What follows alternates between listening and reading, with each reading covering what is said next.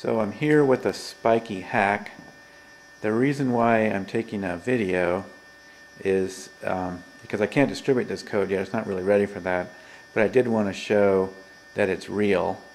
It actually runs. I mean, it's a hack. Maybe real is an overstatement, but I mean it does exist, and it really is live and works.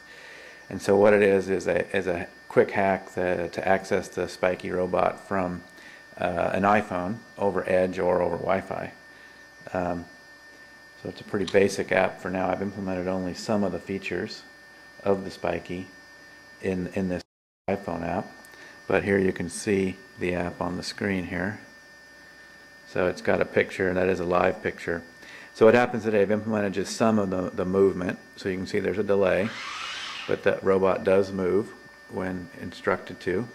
And this app could be happening over Edge. So it's been designed for low-res environments. And it does let the robot move, and it also can activate a few of the features like the light and so on. But mostly it does have a way to see what the camera is looking at. So it just takes a snapshot of that, but if you'll notice, if I do movement again, or if I turn the robot, I can spin the robot around.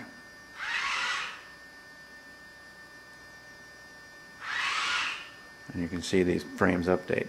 Now there's another mode that you can do that I can turn the robot a little further so you can see a little bit more of what's going on. And now there's another mode of the robot that this app has, that if you're in a situation you want the frames to update a little quicker, you can hit this low resolution mode, and then you get a grainy picture, but you get a rough idea of movement and motion and what's visible in the camera. And so over Edge that would go somewhat faster particularly, and would let you perhaps be a little bit more interactive with the robot, or at least see what it's seeing. You can make it take a snapshot with the camera button there. You can turn on the surveillance mode, but I found a bit flaky in the robot anyway. It seems to reset itself periodically independent of this app. So let's say I had this picture on the robot. That's you can see it's kind of in grainy mode. We'll let that camera focus. So you can see that's a grainy mode picture, but you can see that it's got that update. So now, okay, I want to clear that up. Okay, that picture is interesting. Now I want to go ahead and take the time to push in a higher res version of that. I can click that resolution button and then get a clear picture, and you can see that that's maximum resolution of the robot. It's normal resolution. So you can clear up that picture. So you can move around in sort of low resolution mode, still get snapshots, and the frame will automatically update. If we point this robot, if there's motion in that frame, it will automatically update that portal window of what the robot's doing.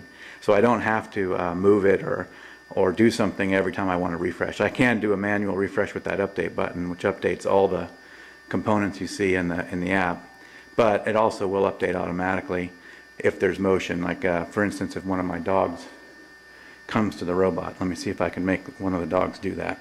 Come on, Rocco. Come here, buddy.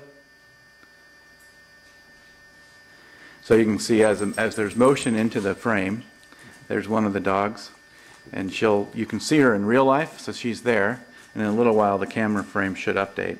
You'll get a snapshot. You can see, and now the picture on the iPhone has updated to include the dog. And you can see that now she's out of the frame and it's updated again. So as these dogs come in and out of the frame, you'll get new snapshots to show they were in the frame at that time. You can see there is a delay. She's in the frame now in real life, but she's not updated on the iPhone yet. Takes a little while, and there she is. You can see her updated there. So it is automatic. It's not a real-time picture of streaming.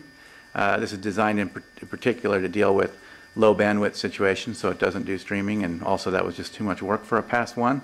But it is interesting. You got the Spykee robot operating on an iPhone. So thanks.